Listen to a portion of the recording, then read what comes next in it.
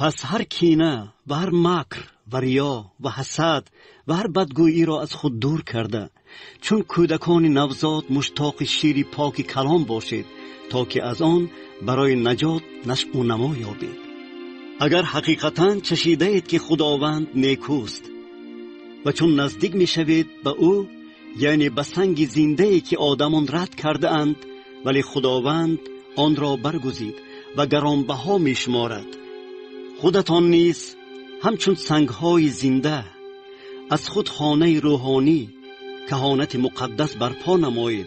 تا که قربانی‌های روحانی مقبول خدا را به وسیله عیسی مسیح تقدیم کنید، زیرا که در نوشته گفته شده است: اینک من در سیان سنگ زاویه می‌گذارم که برگزیده و گرانبهاست و کسی که به آن ایمان آورد خجل نخواهد شد. پس آن برای شما ایمانداران چیزی گرانبهاست، اما برای بی ایمانان سنگی است که معماران رد کردند، لیکن آن سنگی سر گوشه بنا گردیده است و سنگ پیشپا و صخره وسوسه، زیرا که آنها به کلام اطاعت نکرده به این سنگ پیشپا میخورند که برای همین هم تعیین شدند.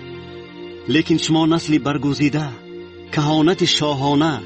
خلق مقدس، قومی هستید که ملک عزیز خدا دانسته شده اید، تا از کمالات او که شما را از ظلمات به روشنایی عجایب خود دعوت نموده است نقل کنید.